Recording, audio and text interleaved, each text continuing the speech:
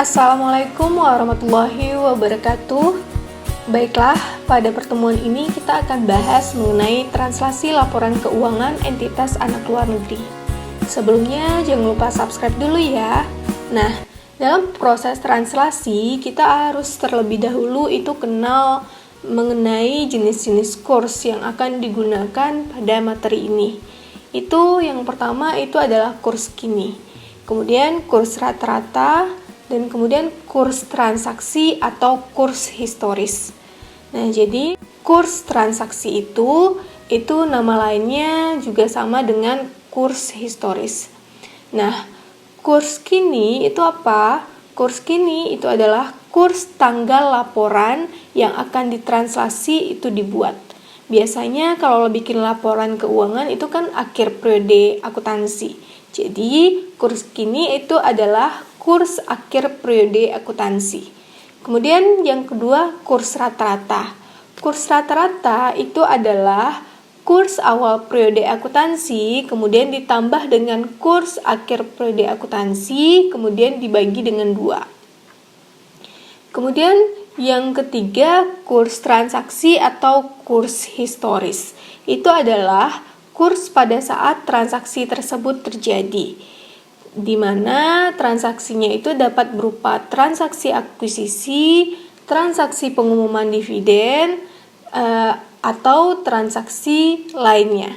Jadi, kurs transaksi atau kurs historis itu misalnya transaksi akuisisi saham.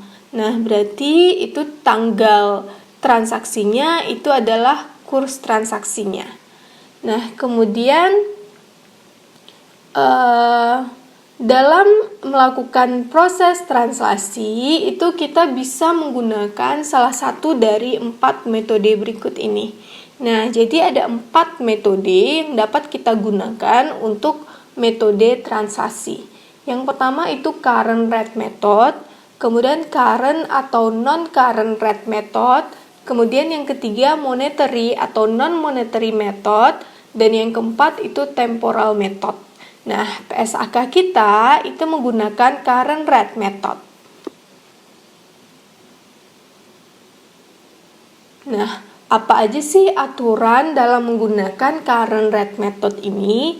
Itu yang pertama, seluruh aset dan liabilitas itu akan ditranslasi menggunakan kurs kini.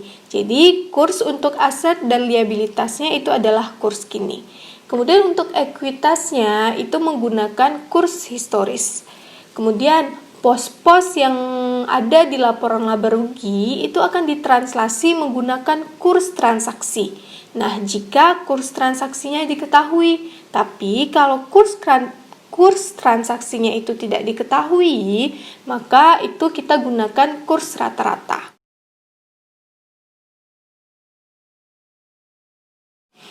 Kemudian, untuk metode current atau non-current method, itu aturannya aset dan liabilitas lancar itu akan ditranslasi dengan menggunakan kurs kini.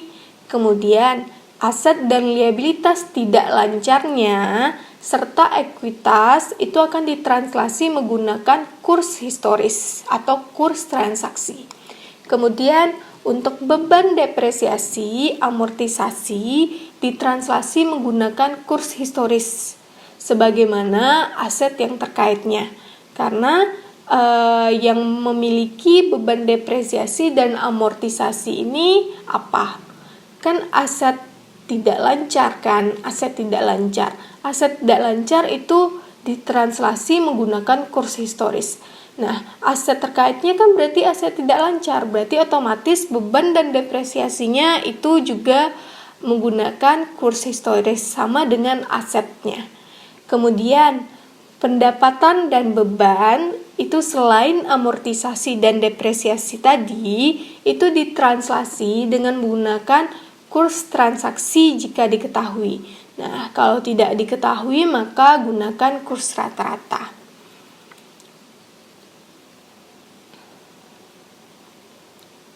Kemudian metode yang ketiga, monetary atau non-monetary method.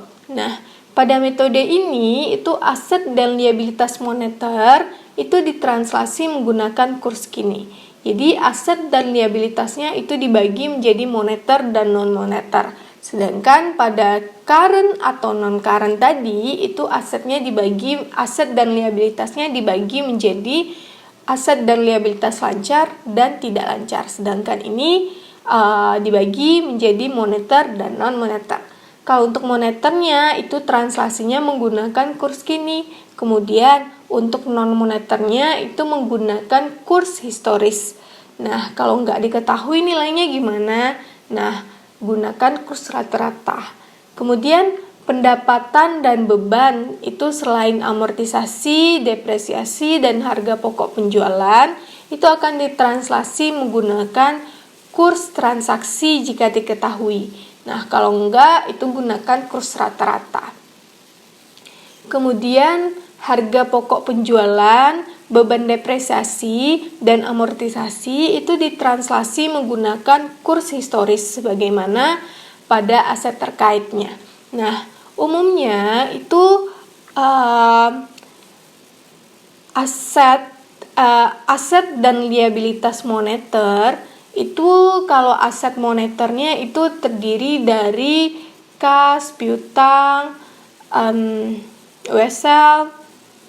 Nah, sedangkan untuk aset non moneternya itu adalah persediaan dan aset tetap. Berarti aset moneternya itu adalah selain aset tetap tadi dan persediaan. Kemudian untuk liabilitas liabilitas non-moneter itu biasanya adalah liabilitas ditangguhkan dan liabilitas yang pakai kata-kata di muka. Misalnya kayak pendapatan diterima di muka, itu berarti adalah liabilitas non-moneter. Sedangkan selebihnya itu berarti adalah liabilitas moneter. Oke, kita lanjutkan. Metode terakhir itu adalah temporal method. Nah, temporal method itu pos-pos yang dicatat pada biaya historis termasuk ekuitas pemilik itu akan ditranslasi menggunakan kurs historis. Kemudian pos-pos yang dicatat pada nilai kini itu akan ditranslasi menggunakan kurs kini. Kemudian pos-pos laporan laba rugi itu ditranslasi menggunakan kurs transaksi jika diketahui, jika tidak itu menggunakan kurs rata-rata. Ini adalah catatan tambahan mengenai materi ini. Nah, jadi ketika proses translasi itu akan menghasilkan selisih nilai tukar.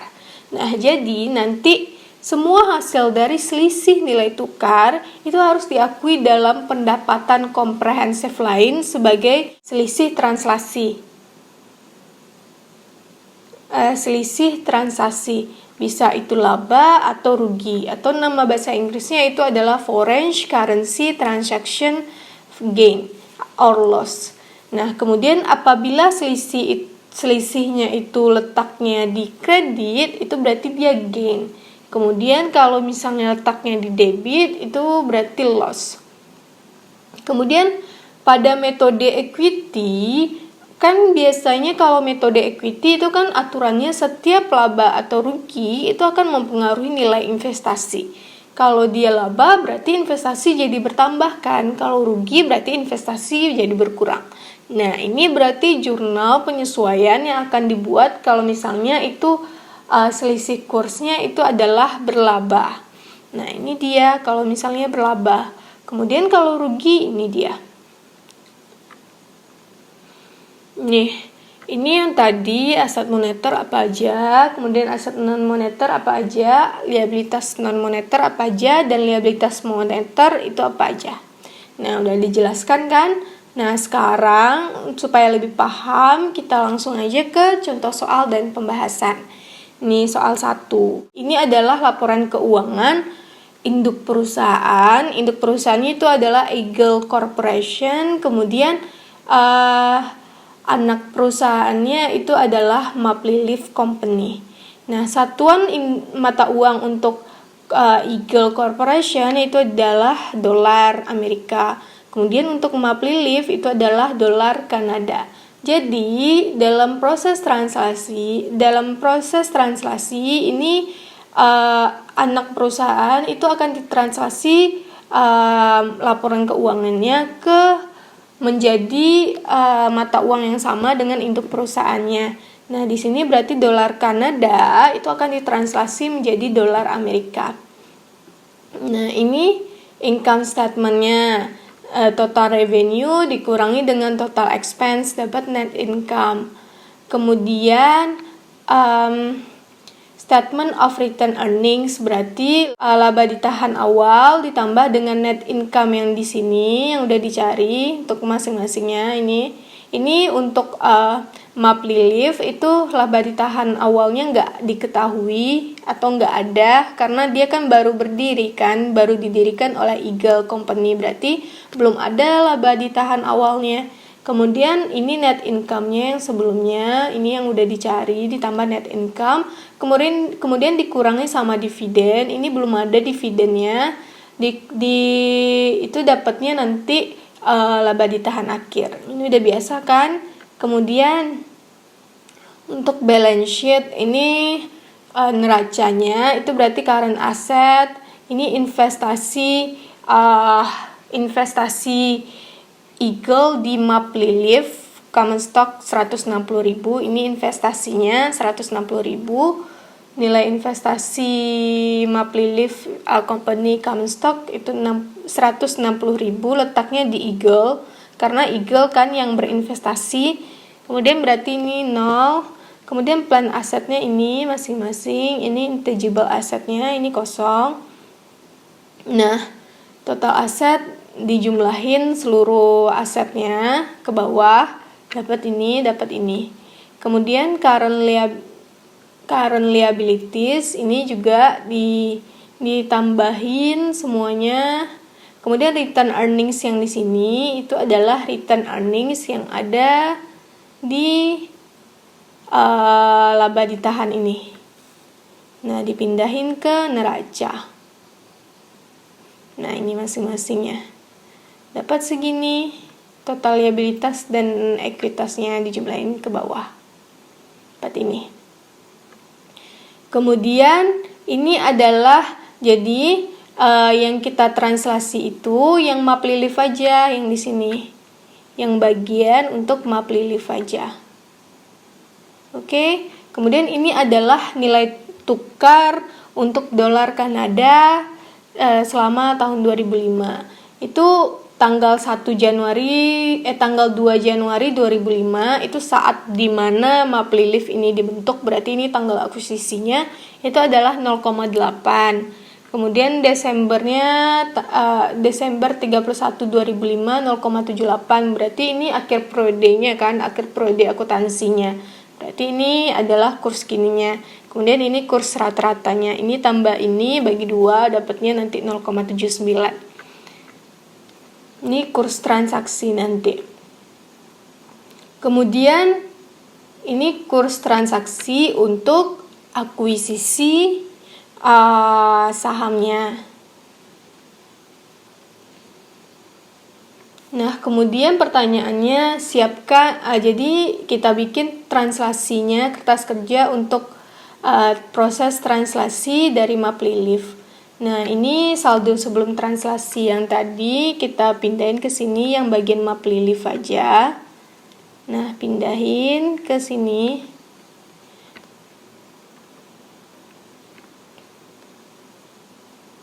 Nah, kemudian ini katanya bikin dengan menggunakan current method.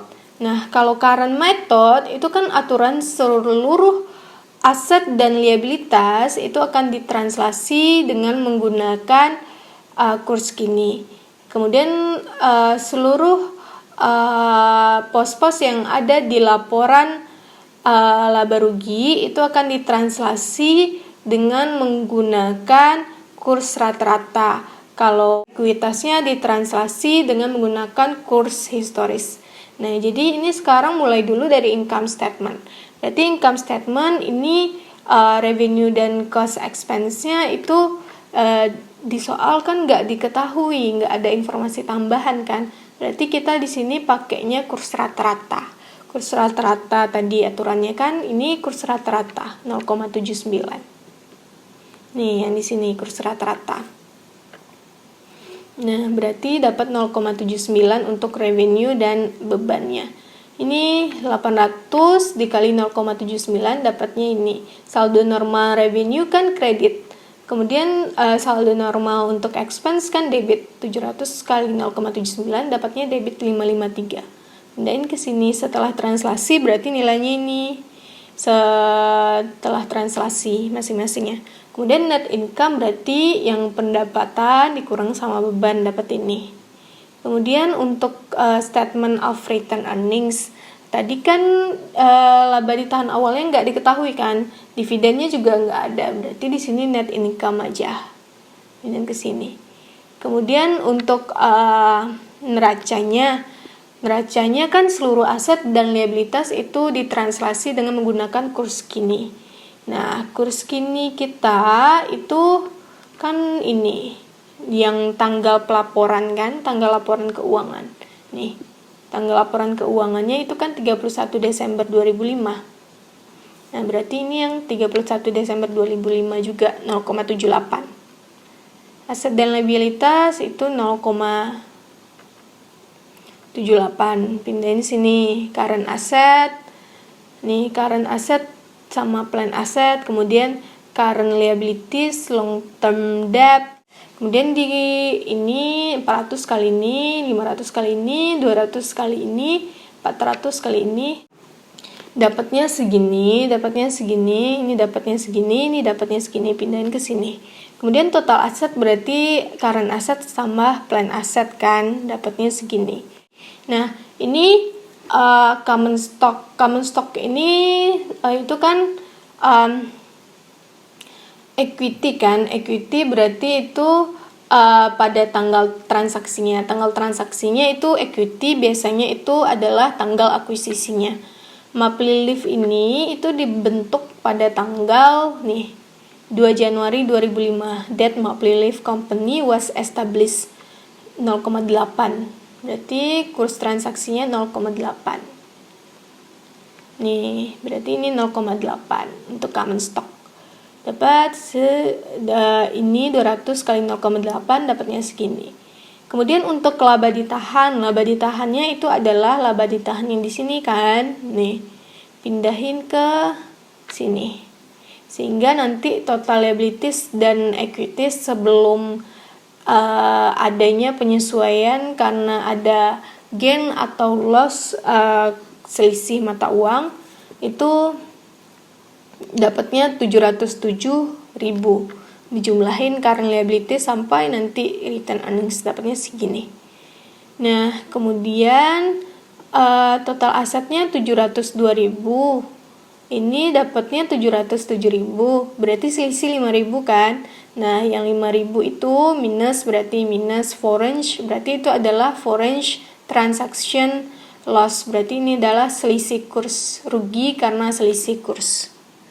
Berarti ini rugi selisih kurs, dapatnya 5.000, sehingga nanti dia balance. Kemudian ini kan yang pas transaksi tadi, ini debit, dijumlahin ke bawah, nah dapatnya segini. Kreditnya itu dijumlahin juga ke bawah, dapatnya segini. Sehingga ini juga selisihnya 5.000, harus sama-sama yang selisih nih. Nah, kemudian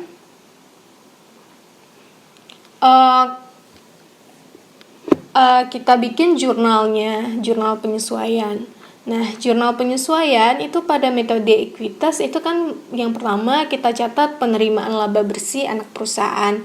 Ini kan kepemilikannya 100%, berarti nggak ada kepentingan pengendali kan, nggak ada kepentingan pengendali. Berarti semuanya itu 79.000 yang laba tadi, itu catatnya kan berarti kayak gini.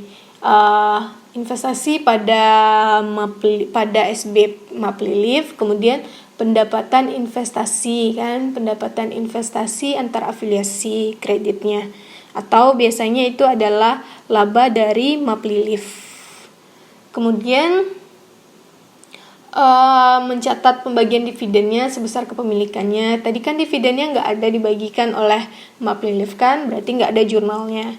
Kemudian ada laba atau rugi karena translasi.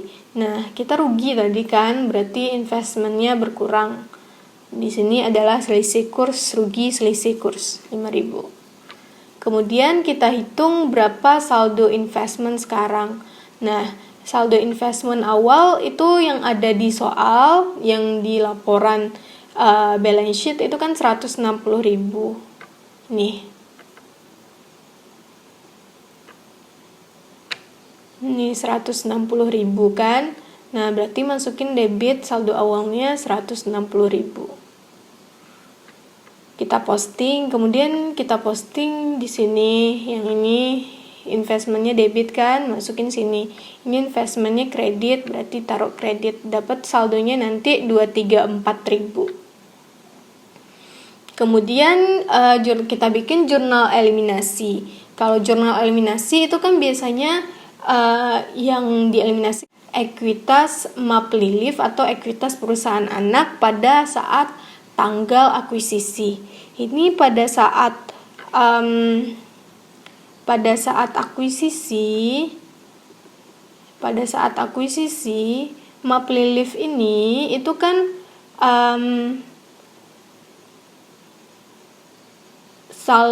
ekuitasnya cuma terdiri dari common stock.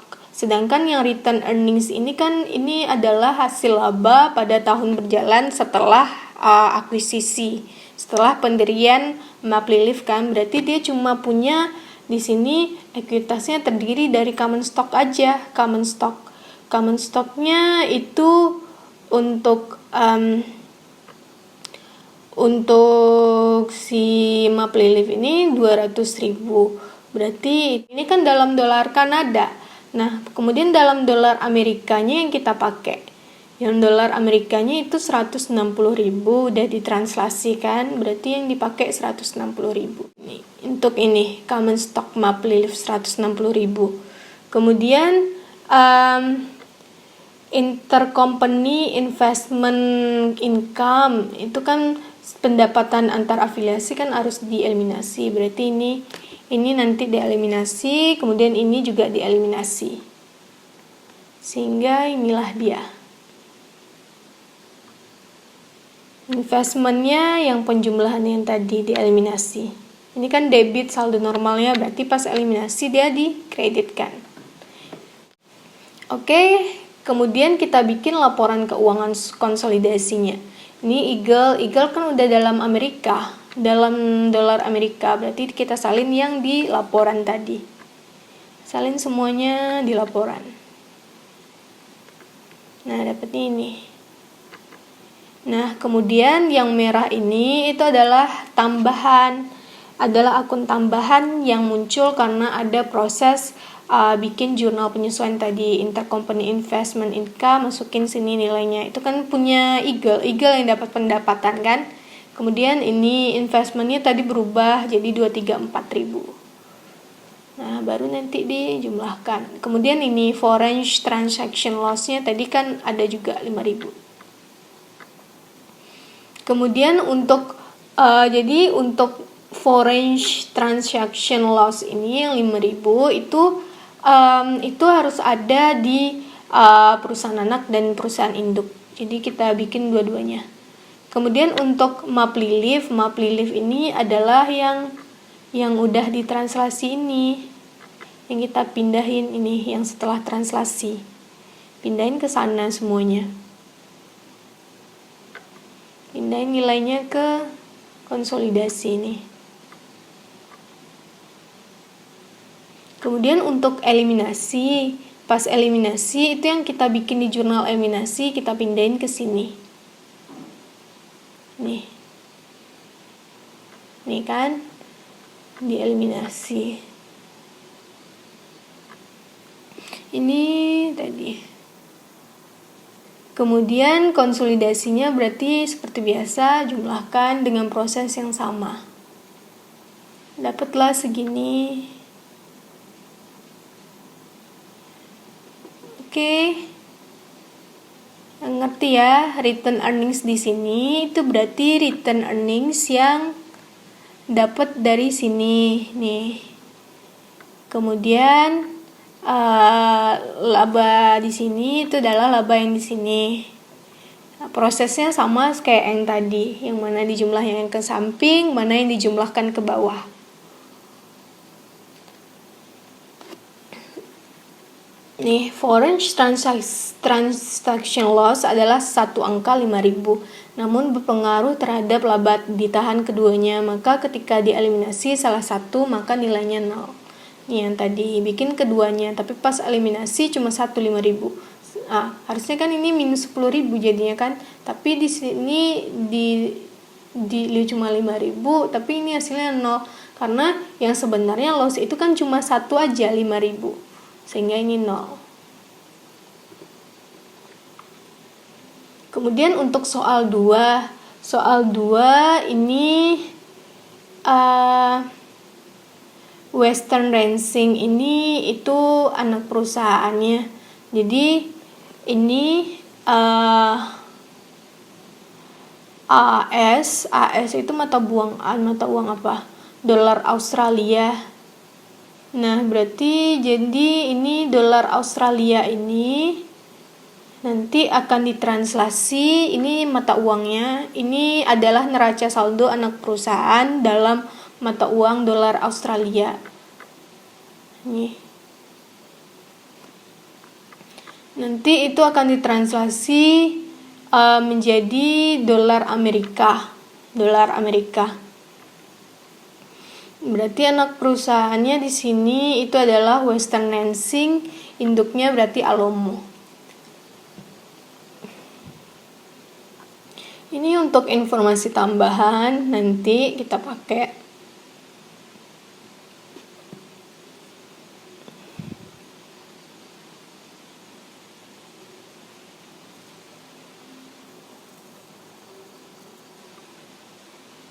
Ini kursnya, nilai tukar kursnya, setiap tanggal. Kemudian diminta itu kita melakukan proses translasi itu menggunakan current rate method dan kemudian monetary atau non monetary method. Sekarang kita pakai current rate method dulu. Nah, berarti di sini ini kita salin lagi. Ini yang sebelum translasi yang di soal tadi kita salin. Nih. Nah, sekarang itu kita pakai current method. Current method itu kan seluruh aset dan liabilitas itu ditranslasi menggunakan kurs kini. Kurs kininya itu kan kurs laporan keuangan dibuat. Ini kan 31 Desember 20x3. Berarti kita lihat kurs nih 0,6. Berarti masukin semuanya 0,6. Berarti sampai sini kan aset liabilitasnya, berarti 0,6 semuanya. Kemudian kita kalikan lah, dapat nanti ini tergantung debit kreditnya. Kemudian ekuitas itu kan ditranslasi dengan menggunakan kurs historis. Nah, kurs historis itu adalah berarti tanggal akuisisi sahamnya. Ini tanggal akuisisinya itu 1 Januari 20x3. Berarti kita pakai akuisisi saham 20x3 1 Januari. Ini 1 Januari 20x3 itu 0,7. Berarti kursnya 0,7. Nih. Untuk laba ditahannya juga 0,7 karena itu seluruh ekuitas itu sesuai dengan tanggal transaksi akuisisi sahamnya. Dapat segini nih. Nanti dikalikan dapat yang ini setelah translasinya dikalikan. Kemudian untuk seluruh pos-pos yang ada di laporan laba rugi itu ditranslasi dengan menggunakan kurs rata-rata. Kita masukin kurs rata-rata semuanya di sini. Kemudian dividen yang dibayarkan ini adalah itu kan bagian dari equity kan, dividen equity. Nah, equity itu kan berdasarkan kurs historis, itu adalah berdasarkan kurs tanggal dividen itu dibayar. Nah, ini dia kurs untuk tanggal dividen itu dibayar nih. Dividen diumumkan dan dibayarkan tanggal 1 April, berarti kurs 1 April. Nih, 0,67. Makanya di sini itu adalah 0,67.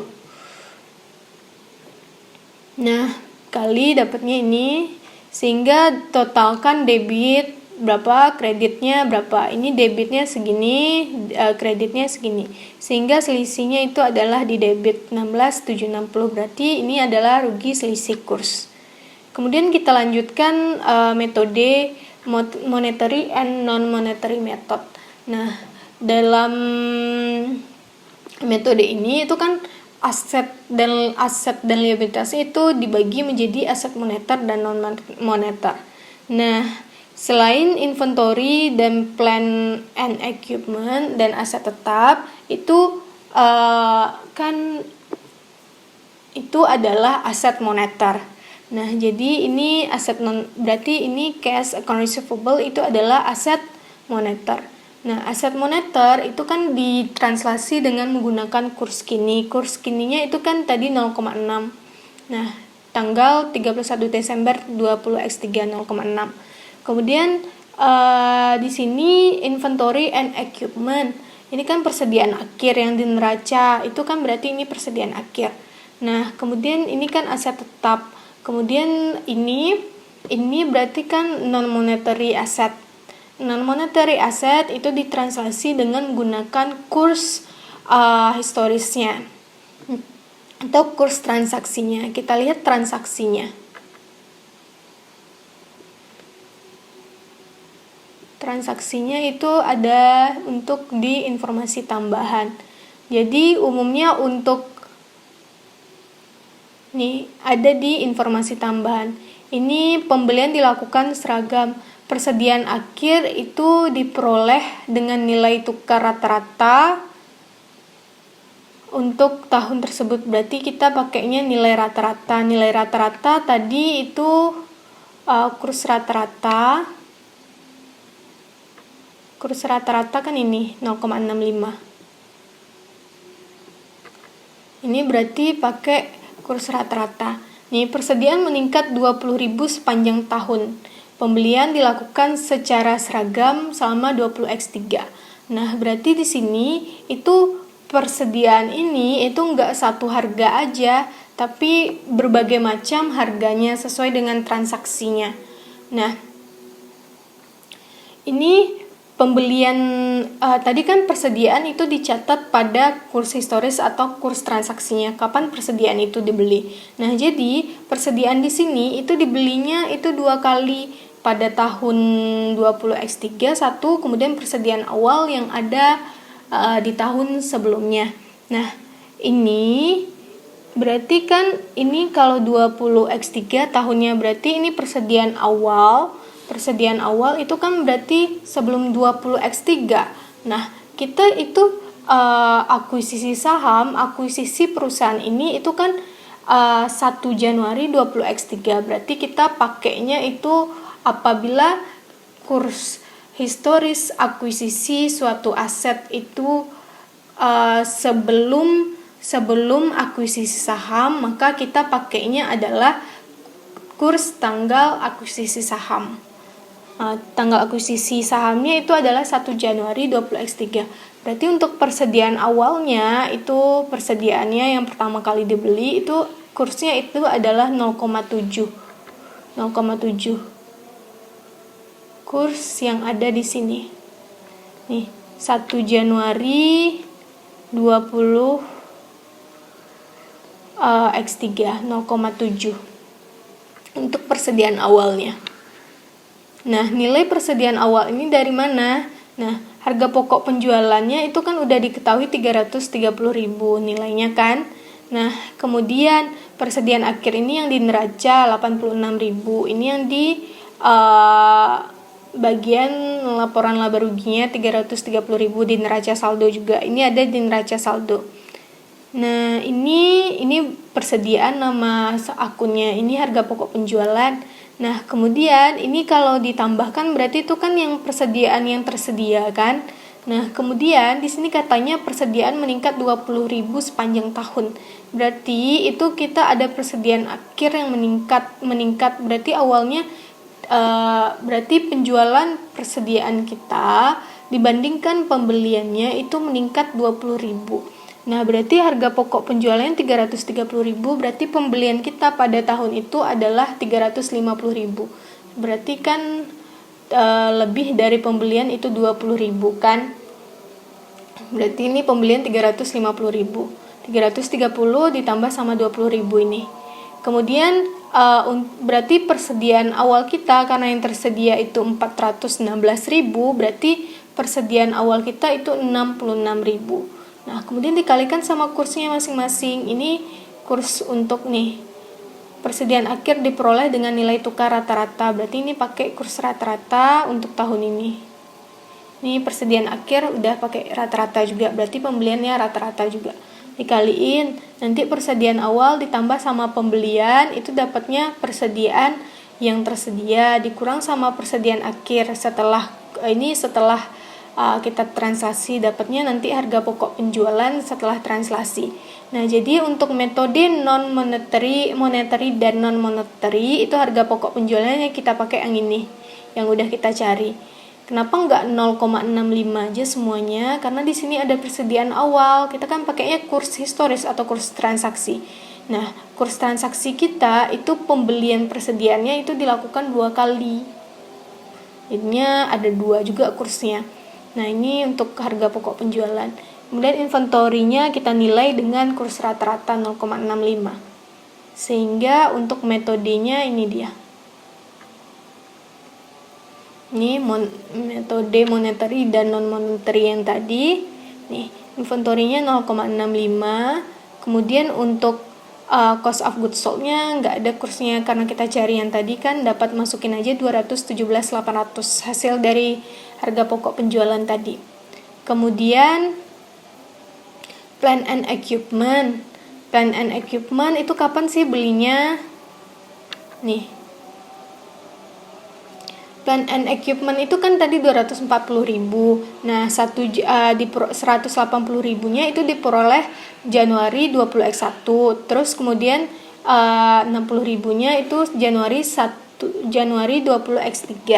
Nah, di sini kita itu harusnya ini kan kurs yang kita pakai 180 itu kurs yang tanggal ini. Kemudian 60.000 pakai kurs yang tanggal ini. Nah, tapi di sini kita itu melakukan akuisisi sahamnya itu Januari 20X3, sedangkan ini perolehannya 20X1, berarti kita dahulukan itu adalah tanggal kita transaksi saham akuisisinya 20X3.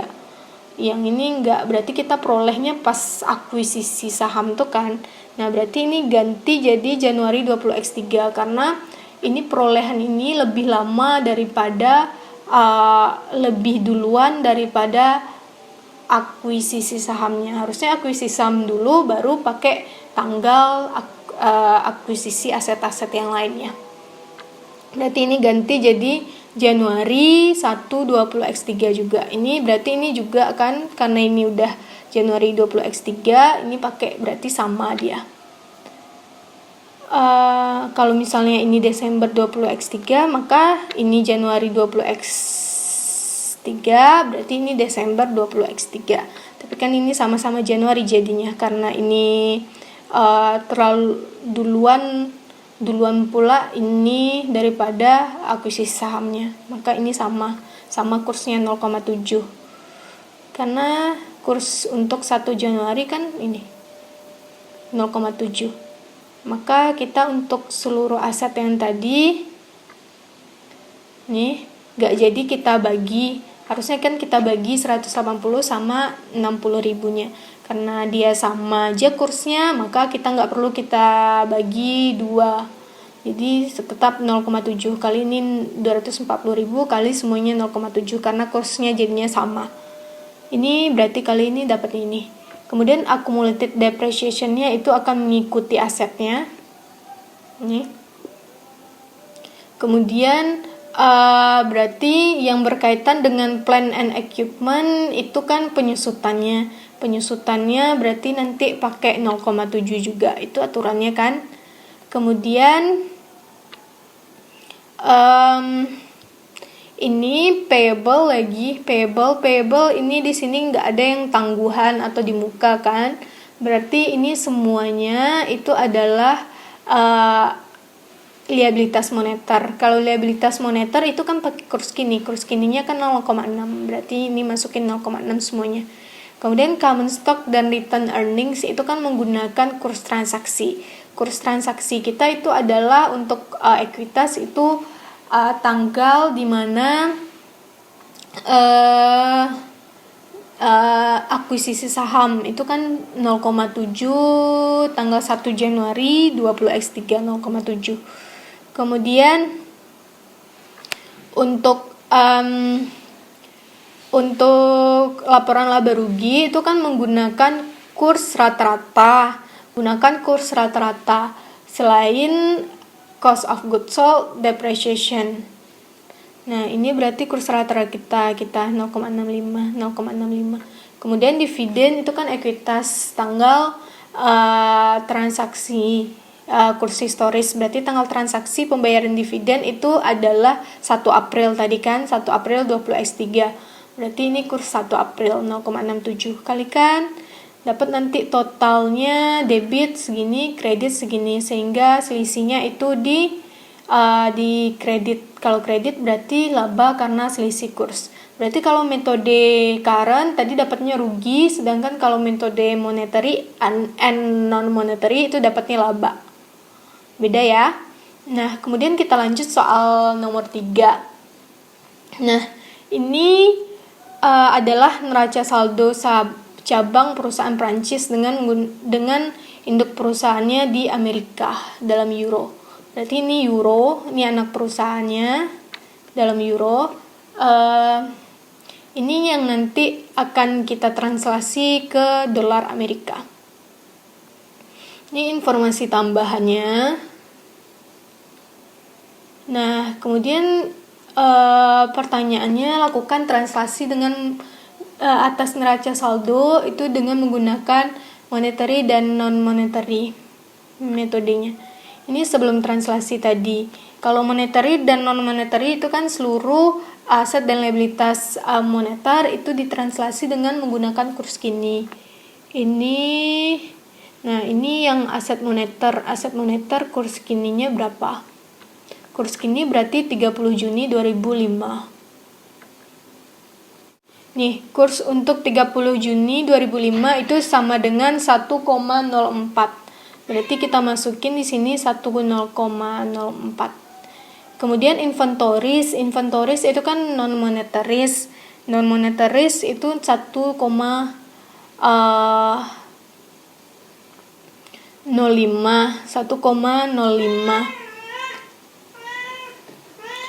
Nah, kemudian yang sebelumnya ada yang kelupaan tadi. Ini hutang ke Alomo dalam dolar Australia. Buku Alomo menunjukkan piutang dari Western itu sebesar 6480 dolar. Ini kan udah dalam dolar, berarti kita nggak perlu kali lagi sama kursnya, walaupun hasil kursnya itu sama kan. Nah, masukin nanti ke masing-masing metodenya itu langsung 6480. Karena biasanya transaksi yang terjadi antara perusahaan anak dan perusahaan induk, berarti induk nyatat, anak juga nyatat dalam mata uangnya masing-masing. Berarti cukup yang digunakan mata uang, berarti cukup gunakan saldo yang ada di buku perusahaan induk. Saldo yang ada di buku perusahaan induk itu kan 6480. Berarti ini udah diketahui 6480.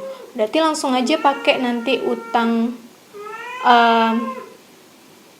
Ini metode current method berarti nanti nih payable to Alomo itu langsung 6480. Ini yang soal nomor 2 ya. Ini soal nomor 2 tadi. Kemudian untuk metode monetary dan non-monetary itu juga langsung 6480. Oke. Kemudian ini home office-nya atau investment pada perusahaan anak itu juga diketahui di saldo perusahaan induknya langsung 365.000. Berarti masukin ke sini 365.000.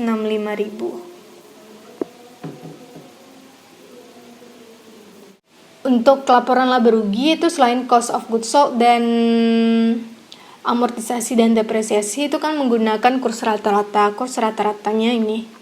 Kurs rata-rata itu dicari karena nggak diketahui di soal. Dicari berarti awal periodenya itu 1 Juni. 1 Juni ini diketahui nih. 1,05. Kemudian akhir Juni, berarti ini periodenya untuk bulanan. Ini akhir Juni ini 1,04, sehingga dapatnya nanti 1,045. Masukin sini 1,045. Kemudian cost of goods sold-nya itu sesuai sama asetnya. Asetnya itu inventories 1,05 juga. Ini berarti 1,05. Nah, dapatlah debit, kreditnya totalnya segini, sehingga selisihnya itu di kredit, berarti ini gain. Kemudian soal nomor 4. Ini soal nomor 4. Jadi yang tadi menggunakan monetary dan non-monetary juga. Kalau ini saldo anak perusahaan pada saat akuisisi saham, pada saat tanggal akuisisi. Ini informasi tambahannya. Ini kursnya. Ini kursnya. Kemudian ini neraca saldo 31 Desember 2006. 1 tahun setelah akuisisi. Ini saldonya. Nah, kemudian berarti kita translasi lah dia dengan menggunakan monetary dan non monetary. Kita pakai yang 31 Desember tadi. Ini sebelum translasi kita masukin nih. Kemudian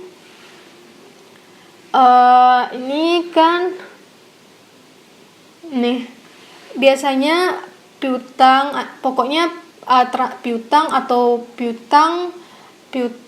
hutang antar afiliasi itu langsung diketahui nilainya di informasi tambahan.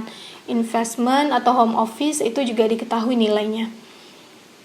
Berarti ini langsung dari soal 7500. Ini kan receivable from Portero Corporation. Itu kan induk perusahaannya 7500. Berarti harusnya ini ada di informasi tambahan.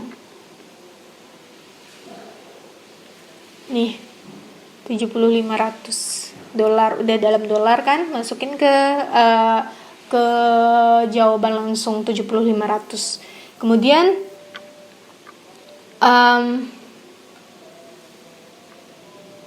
aset di sini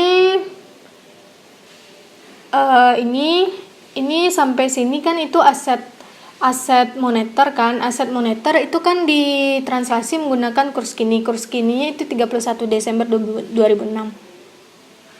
Mana dia? Ini 31.02,4. Berarti masukin di sini 2,4. Kemudian plan aset inventories-nya itu kapan dibeli? Inventories sama plan aset itu kan kurs historis. Kita lihat di informasi tambahan.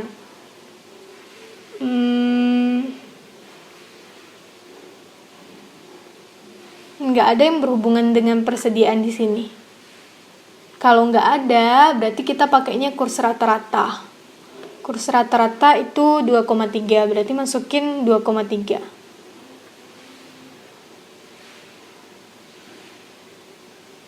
Ini kita pakainya metode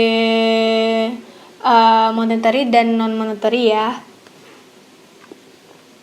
Kemudian untuk plan aset, ini berarti 2,3. Plan aset itu kan non-moneter. pada tanggal transaksi. Nih, informasi tambahannya, tidak ada aset pabrik yang dapat disusutkan lainnya yang diperoleh sejak tanggal 2 Januari 2005. Berarti 2 Januari 2005 tanggalnya, transaksinya. Ini 2. Dimasukin 2 sini. Accumulatednya juga. Kemudian ini kan semuanya itu adalah aset liabilitas moneter. Liabilitas moneter ini kan nilai kininya 2,4, masukin sini. Kemudian common stock itu kan sama return earnings, ini kan pakai ekuitas itu kan sesuai tanggal transaksi. Tanggal transaksinya itu pas akuisisi tadi nilainya 2 kan, 2, masukin 2 ini.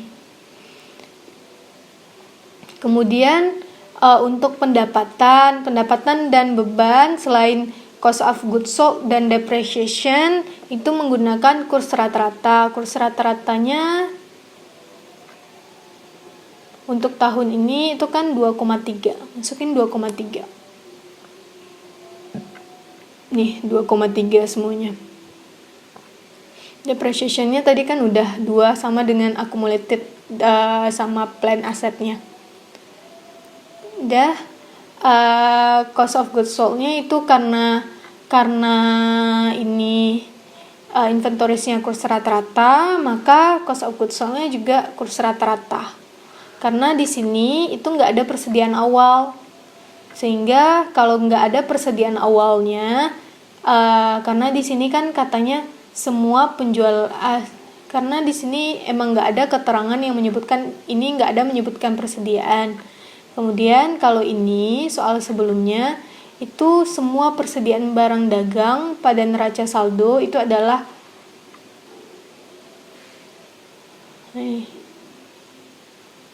nggak ada keterangan yang menyebutkan ada persediaan awal.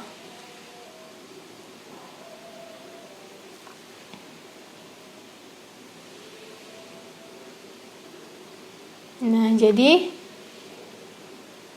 kalau nggak ada persediaan awal, nggak ada nilai persediaan awalnya, itu berarti cost of goods sold-nya itu sama dengan nilai kurs untuk persediaan akhirnya, nilai persediaan yang ini itu akan sama dengan ini dia. Jadi kalau nggak ada persediaan awal, berarti ini 2,3 di sini itu akan sama dengan yang di sini. Oke,